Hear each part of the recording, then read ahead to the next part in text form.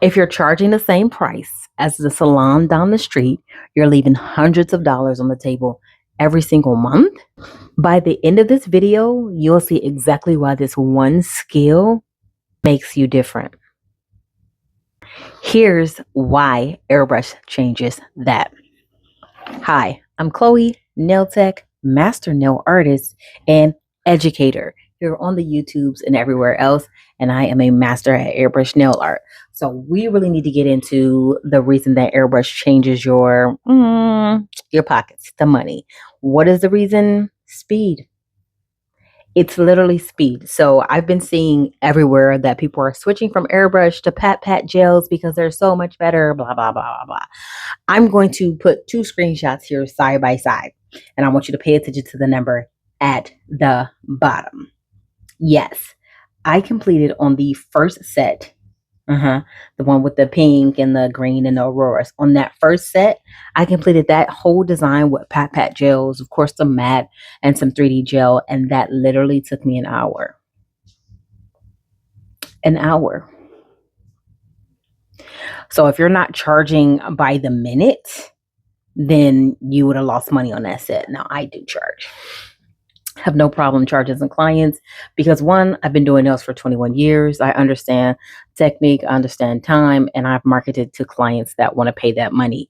So that's not an issue for me, but I do see it a lot with the young ladies that are the nail techs that are coming up now. They're having issues charging what they're worth. Everybody's caught up in this conversation of $25 nails. I'm never in that conversation ever. Have not given a discount on nail services in at least 15 years. Because why am I giving a discount on a luxury service? I just need to market to better clients. So that's that. The second look, which is the one that you're seeing with the pinks and like the warm pinks, the green, the yellow, that and the blue, that look was done with my airbrush. And keep in mind on this set, I did two different designs because she actually gets two different designs on each hand. Long story short, she came in one day when I was doing my nails. You know how nail techs are. We do our nails in between clients. And she was like, "Oh, you doing something new? I want that." And I was like, "Oh, I'm in the process of actually doing my nails." What do you mean?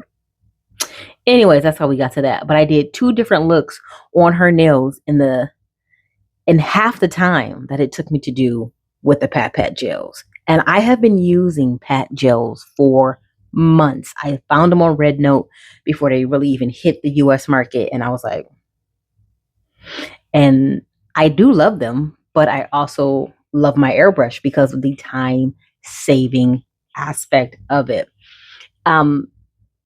Say you as a nail tech are doing nails and you're like, no, I'm only going to do pat gels. One, you have to store a lot of stuff.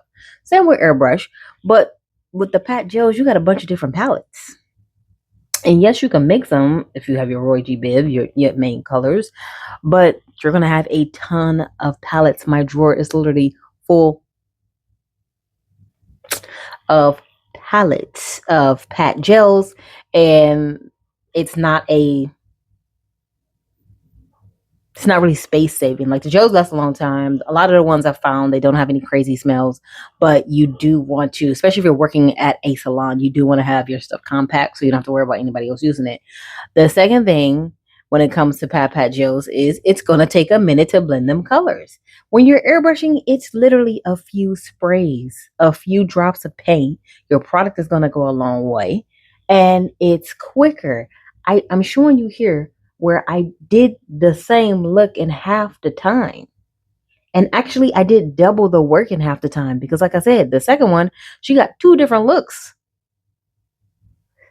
I ombre'd.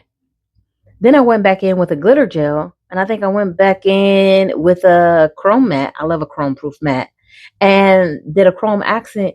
All of that in the half the time. I was about to say same, but it wasn't.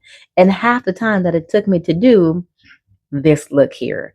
So we definitely want to consider the fact that airbrush reduces our time.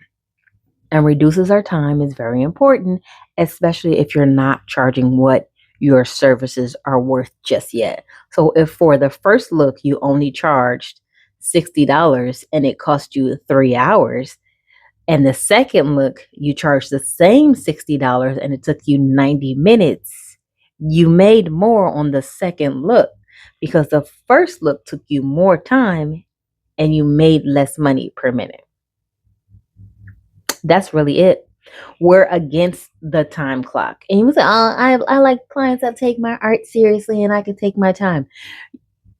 That is fine, but you need to be charging for said time. So if you're not going to charge for that time, you definitely want to be faster so you can still complete the same type of looks, but in half the time. So you're not raising your prices per se, but you're making more per hour because you're doing it in less time. And you can't get that time back.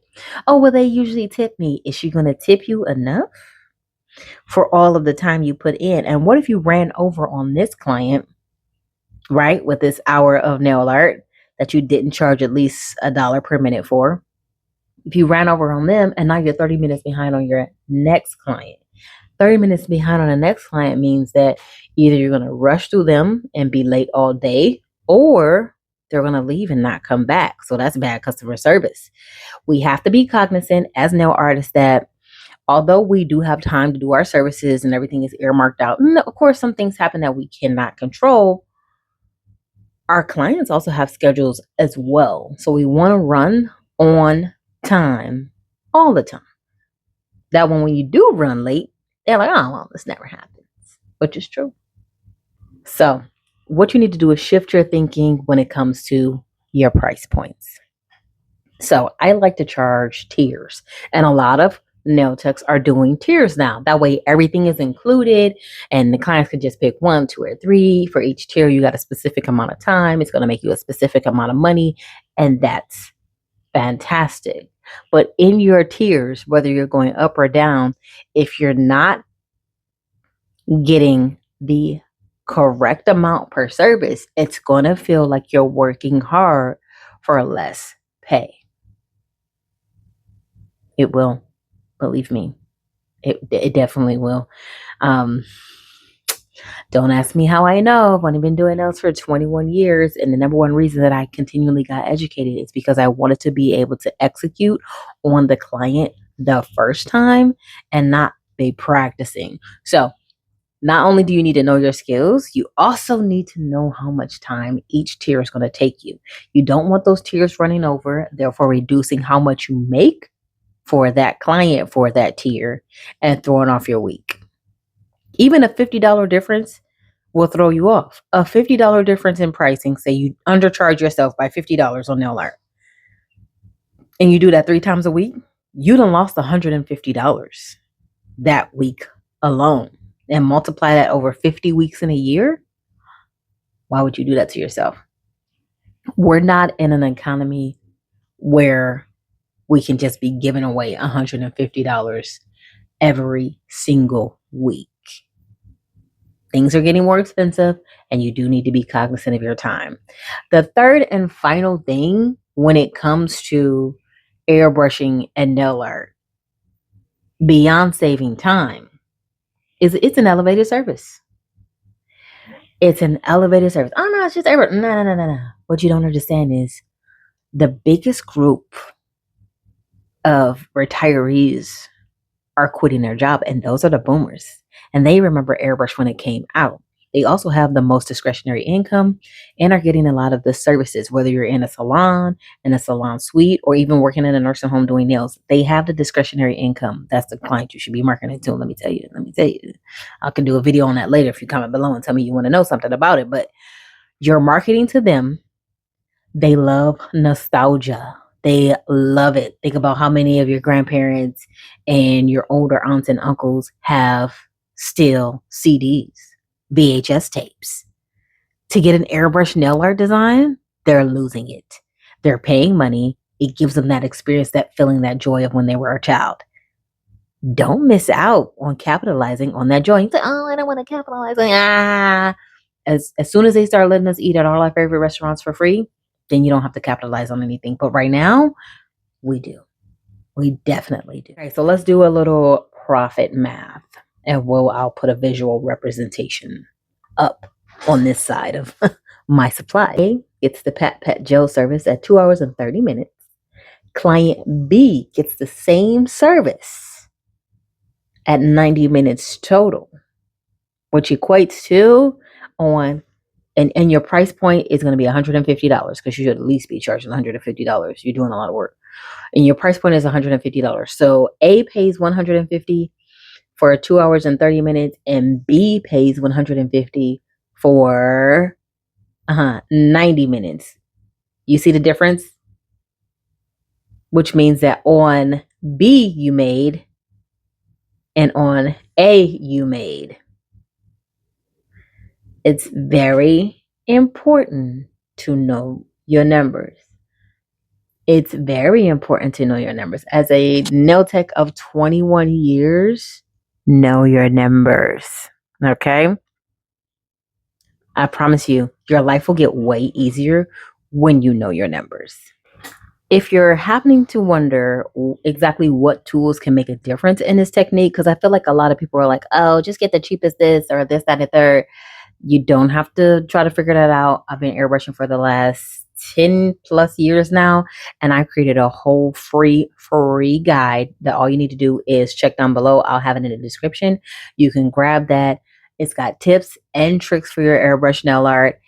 It also talks about how to seal things and make things happen correctly to keep clients coming back for it. So go ahead and grab that guide, and you will be definitely happy.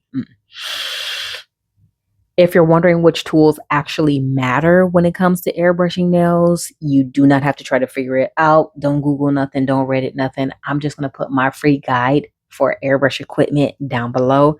Click the link, grab it, and it also includes some tips and tricks on how to maneuver your handpiece and make sure that the nail art lasts longer. So yeah, definitely grab the guide. Now here's where most nail techs mess up. Watch the next video to see where the issues that these techs are having every single day and actually how to fix those. Because as a nail tech of 21 years and an airbrusher for the last 10, I've seen a few things and I know a few things.